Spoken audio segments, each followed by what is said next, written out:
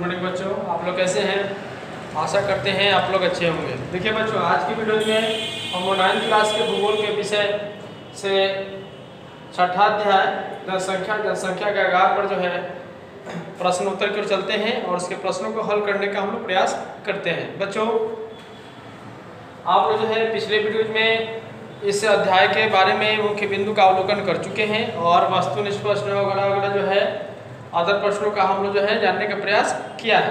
बच्चों, आपको जो है आज का क्वेश्चन जो है भारत में तेजी से बढ़ती हुई जनसंख्या का प्राकृतिक संपदा और पर्यावरण पर पड़ने वाले दुष्प्रभावों का उल्लेख करें। बच्चों, बहुत से ऐसे प्रश्न हैं कि जिसको लिखना भी है, कुछ प्रश्न ऐसे भी हैं जिनकी आप लोगों को समझना भी है। बच्चों, हमने आपको इस प्रश्न को जो है पहले भी कई बार मौखिक रूप से भी हमने बता चुका है। आज भी आपको मैं मौखिक रूप से ही बताऊंगा, जिससे कि आपको जो है स्वतः अपने शब्दों में इसे लिखने का प्रयास हर पर करना है। बच्चों, कह रहा है भारत में तेजी से बढ़ती हुई जनसंख्या प्राकृतिक संपदा और पर्यावरण पर पड़ने वाले दुष्प्रभाव का उल्लेख करें। बच्चों, हम लोग जानते हैं कि जो भी जनसंख्या जो बढ़ रही है उसके जो दुष्प्रभाव हैं वह बहुत ही असरदायक और बेहद जो है खतरनाक है। बच्चों, जनसंख्या वृद्धि से क्या हो रहा है? पेड़ पौधों की जो है अनाधुन कटाई हो रही है, अनेक प्रकार के जैविक रासायनिक चीज़ों का जो है हम लोग अपने दैनिक जीवन में इसे कर रहे हैं, ठीक ना। कल कारखानों की जो है स्थापना हो रही है। दुनिया जो है आधुनिक दृष्टि से बहुत आगे तो तेज़ी से बढ़ रही है। वह क्या है? वह एक प्रकार का दुष्प्रभाव है। जो पेड़ पौधे तेजी से कट रहे हैं उसे जो है वायुमंडल में जो है वातावरण में कार्बन डाइऑक्साइड की मात्रा बढ़ रही है, ऑक्सीजन की मात्रा घट रही है।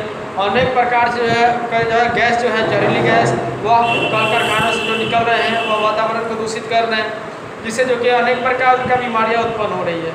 ओजोन परत में छिद्र हो रहा है, जिससे कि पराबैंगनी किरणें जो है पृथ्वी पर सीधी रूप से जो है आ रही हैं, जिससे कि त्वचा कैंसर या अनेक प्रकार के जो है डिजीज हो रहे हैं। तो बच्चों, ये सब जो है कारक है जो कि प्राकृतिक संपदा और पर्यावरण पर पड़ने वाले दुष्प्रभाव। प्राकृतिक संपदा का संसाधन का भी हम लोग धड़ल्ले से इसका उपयोग कर रहे हैं, जैसे पेड़ पौधे हैं, अनेक प्रकार की चीज़ हैं जैसे जल है, ठीक ना।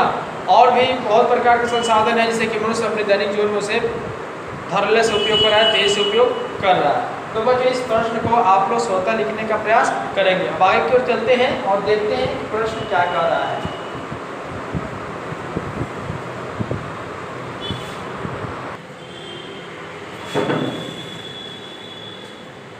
देखिए बच्चों, आगे तरफ चलते हैं और प्रश्न कह रहा है प्रथम राष्ट्रीय जनसंख्या नीति 1976 के मुख्य उद्देश्यों और जनसंख्या वृद्धि को रोकने के सुझाव का उल्लेख करें। तो बच्चों, जो 1976 राष्ट्रीय नीति जो है उसके बारे में हम लोग जानने का प्रयास करते हैं। कह रहा है प्रथम राष्ट्रीय जनसंख्या नीति 1976 के मुख्य उद्देश्य सन 1984 तक जनसंख्या के वार्षिक वृद्धि दर को 2.2% से घटाकर 1.7 करना था। देखिए बच्चों, चूँकि हम जानते भी हैं कि जनसंख्या जो है तेजी से बढ़ रही है, उस जनसंख्या को लगाम लगाने के लिए यह जो है राष्ट्रीय जनसंख्या नीति 1976 जो है पारित किया गया। इसमें जो जनसंख्या थी उसको जो है वृद्धि दर को जो है घटाकर 2.2% से घटाकर 1.7 करना था। ये भारत सरकार का एक लक्ष्य था, ठीक ना। आगे की तरफ जान देखते हैं। कह रहा है सेकंड नंबर पॉइंट, लड़कों के विवाह की आयु 21 वर्ष तथा लड़कियों की विवाह की आयु 18 वर्ष निर्धारित की गई। बच्चों, पर पहले के जो समय था, जो 1976 का जो एक्ट जिस समय नहीं बना था, वह उसके पहले लोग जो है बाल विवाह की भी प्रथा थी। हम लोग इतिहास से भी इसकी जानकारी प्राप्त होती है। और चूँकि कम समय में कम उम्रों में जो है जब शादी हो जाती थी तो वह क्या होता था, जनसंख्या वृद्धि का एक कारक बन जाता था। तो बच्चों, इसके लिए क्या होता था, सरकार जो है एक नया नियम पारित किया, जिसमें लड़कों का आयु जो है 21 वर्ष और बच्चों का आयु जो है 18 वर्ष करने का ऐसे प्रावधान किया गया। तीसरा नंबर पॉइंट है स्त्री शिक्षा में विकास तथा शिक्षा प्रणाली में जनसंख्या शिक्षा पर बल दिया गया। बच्चों, पहले पुराने समयों में बच्चों को जो है खास करके बच्चियों को, स्त्रियों को जो है शिक्षा नहीं दी जाती थी, उसे शिक्षा से मनाही था। और जो है शिक्षा जो है दिया भी जाता था तो सीमित मात्रा में ही से शिक्षा ग्रहण की अनुमति दी जाती थी। लेकिन समाज में एक नया संदेश के लिए सरकार ने ऐसा किया कि नहीं, शिक्षा का जो है बाल जो शिक्षा है, स्त्री शिक्षा खास करके वह जो एक शिक्षा प्रणाली में शामिल की जाए और जनसंख्या शिक्षा पर जो है कि विशेष जो है इस पर बल दिया जाए, ठीक ना। जिससे कि आज के डेट में हम लोग देख रहे हैं कि जो है बच्चियाँ जो है खुलकर जो है समाज से, घरों से, गाँव से जो है निकल के आती हैं और शहरों में जो पढ़ाई करती हैं और हर एक क्षेत्रों में बच्चियाँ जो हैं बच्चों से किसी भी क्षेत्र में कम नहीं हैं। बच्चों देखते हैं 4 नंबर अनिवार्य बाध्यकरण विधान बनाने का भी प्रावधान किया गया। मतलब कि बाध्यकरण जो है वह प्रजनन क्रिया को जो है बंद कर देता है। यह एक प्रकार का ट्रीटमेंट है, ये मेडिकल है जो कि इसे अनिवार्य भी कर दिया गया, ठीक ना, कि इसे एक सीमित मात्रा में ही बच्चों को जो है आप जन्म दे सकते हैं, ठीक ना। इस पर भी जो है सरकार द्वारा पहल की गई। कह रहा है सुझाव में जैसे जनसंख्या वृद्धि को रोकने के लिए क्या सुझाव का दिया गया, उसको उल्लेख करना है। तो बच्चों यहाँ पे बताए हैं हम बाध्यकरण वही चीज़ें, बाध्यकरण को जो है इसमें अनिवार्य किया गया। बुनियादी शिक्षा जो है 14 वर्ष तक जो आयु को जो है एकदम शिक्षा जो ग्रहण करना है, ये भी अनिवार्य कर दिया गया।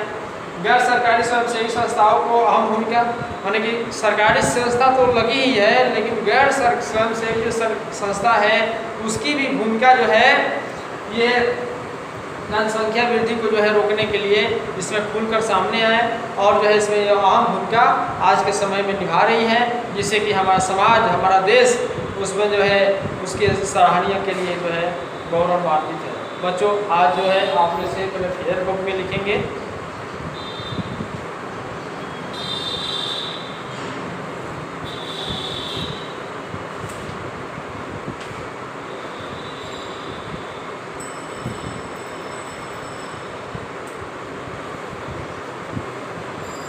अगला जो प्रश्न है उसको जो है आगे हम अगले वीडियो में देखेंगे, ठीक ना बच्चों। इसे आप लोग फेयर कॉपी में लिखेंगे और लिखने के बाद उसे निश्चित रूप से जो भी हमने मौखिक भी बताया है उसको भी आप लोगों को लिखने का प्रयास करना है और जो हम जो लिखवाए हैं उसको भी याद करना है, ठीक ना। तो बच्चों आज के लिए इतना ही। जय हिंद, जय भारत।